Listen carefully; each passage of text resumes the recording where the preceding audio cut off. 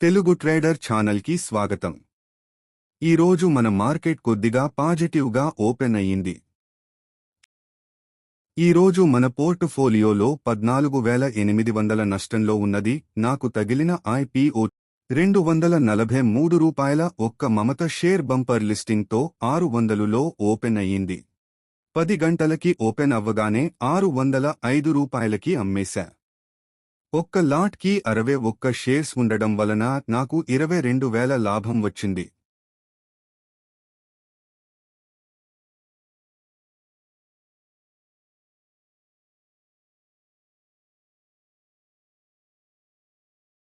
ఈరోజు మన markets close అయ్యేసరికి మన ప్రైవేటు బ్యాంక్స్ ఈటీఎఫ్ కొద్దిగా పెరిగి 340 నష్టంలో ఉంది.